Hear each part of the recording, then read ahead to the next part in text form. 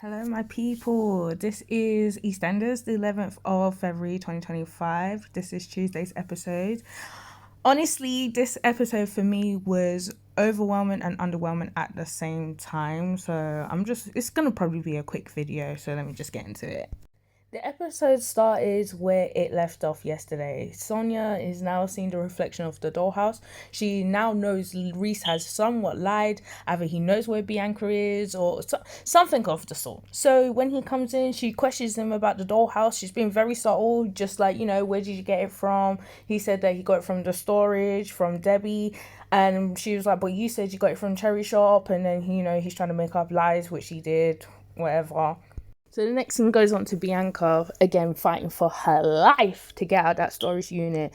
She's got a bottle of pills in her hands that Reece gave her for her to off herself. Thank holy God that she just threw the pills away and was like, no, I'm going to be strong. And she is still there fighting to get that bag that has the tool, which Reece by accidentally left as he was in a rush to see Sonia as she was having an issue in the hospital, like you saw in the last episode. So yeah, it was getting juicy there. The next scene was of most of the residents on the East End in the pub. They're now sitting by the screen watching the television of Pauline and Arthur on a game show.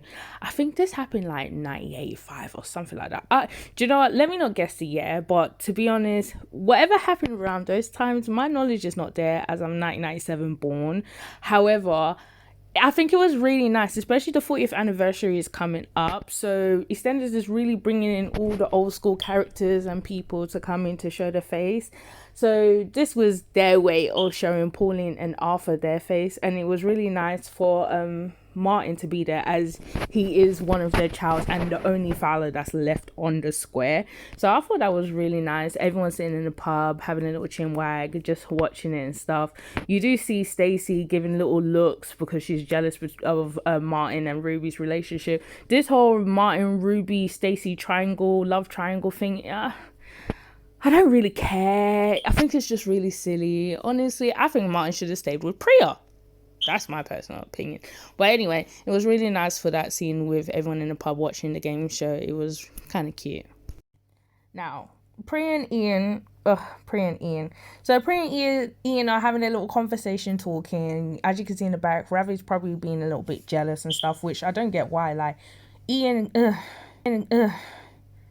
is not someone for you to be jealous of, sir. But we continue. Anyway, I think Cindy acted like she was jealous too. Threw a glass of wine at Priya. They're now going back and forth with their words. It was a nice verbal cat fight, But in the past, you had the Peggy and what's her name again? Pat. How can I forget Pat? That's so rude. So you would have Peggy and Pat, you bitch, you cat. And then they'd be slapping each other. But anyway, it was just a nice little verbal between Priya and Cindy. But do you know what really upset me? So after that, then they went back to Ian's house, Priya and Ian, so she can get cleaned up. Then they're sitting on his sofa having a nice little talk. Ian tries to go in for a little kiss. Priya stopped it and he's like, oh, I must have misread the signal. Then Kathy walks in again, Kathy with her one-liners, telling her son, you picked up another tart. I said, oh my God, she has no chill. Imagine that as your mother, no chill, but at the same time, you're a grandma, why are you living with your mom? Move on. So because of Kathy's line, Priya leaves. You see the next thing, Priya is with Cindy in the cafe, and it's like, oh, here we go again. These women just don't know how to quit. So now they're in cahoots. They've formed some plan. They did formula and made plan. Now, I think it's to get Ian's money, at the same time for Cindy to get her chain back and to say that Ian's the one that bashed her in the back of the head. Honestly, I don't care. I'm really disappointed in Priya. Like, I thought you was a better woman. You're not. You're just dirty as Cindy. Might cut off there. Yeah, you're just as dirty as Cindy. I just can't. Like, this man can't catch a break. Honestly, I'm just so over it. Done with the storyline. Anyway, next. This thing kind of pulled on my heartstrings a little bit. So Jack comes to visit Denise to have a conversation. Conversations about him able to arrange to get Raymond, Denise's son, surname changed to her surname, which is Fox. Raymond is her son that she had with Phil. She put him up for adoption. Then she managed to get him back, and his surname is still the adopted parent's name. So again, Jack came to say, like, I did this for you. I said I was going to do this last year and I managed to do it. Then he just like kind of confessed his love to her, you know, saying I love you. And it just really pulled on my heartstrings because I was like, oh, like I loved Janice. Janice. See, that's Jack and Denise together. Janice. Anyway, I loved Jack and Denise together. I really did. Obviously, he got messed up with the whole cheating and then the whole toy boy thing and stuff. But really and truly, I think it should be them. Like, if anyone's going to vote for who Denise should be with, vote for Jack, okay? Vote for Jack. This is when it becomes overwhelming. So, Sonia and Reece, they're now there conversating. Sonia's still pressing him, still asking slight questions, but she's still kind of being polite-ish, but looking at him sideways, which I would too. He's in a rush. He wants to go jumpstart his car because it broke down because he wants to get back to Bianca. I think it was just a bit too much for Reece because the next minute he just was like, Bianca didn't kill Debbie. She made that video of confession to get you out of prison. Sonia was in prison for 6 months for the murder of Debbie. Obviously, again, we know Reece did it. Then after Sonia was relief, like, yes, my sister didn't do it. I knew it. Let me go see my sister then. Take me to my sister. Reece is making 6,000 different excuses why he cannot take her to Bianca.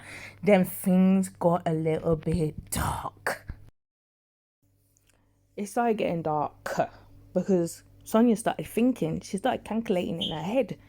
She's like, wait, if my sister didn't kill Debbie, on her confession, her detail to how the murder happened was too much. The only way she could get that information would be from the killer.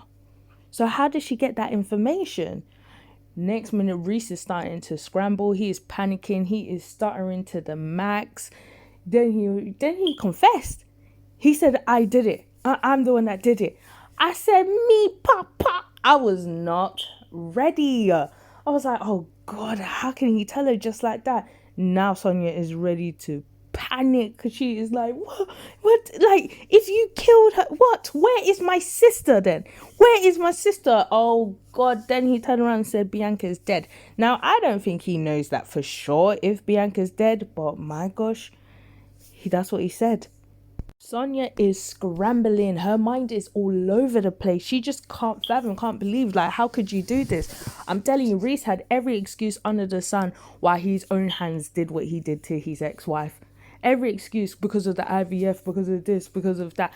All the excuses under the sun why he went and murdered someone. Like, it's no one else's fault but your own. But apparently it's everything else's fault why he murdered someone.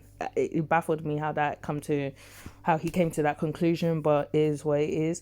As you can see by Sonia's face, she is just absolutely disgusted. She's telling him he hates him, that he's ruined his life. Then how can she have this baby with someone who's a murderer? And just, it was just a lot. It was just a lot. I was not ready. Now Sonia is trying to make a run for it. She's trying to escape. I say escape, but she's trying to leave. She wants to go to her uncle. She wants to talk to Jack. He's there pushing her back on the sofa, keeps dragging her away from the door. You're not going anywhere. This is the first time I heard him raise his voice so harshly like this. My gosh, Sonia was like, I'm not scared of you. You don't scare me. She was ready to fight him. And then next minute, powwow.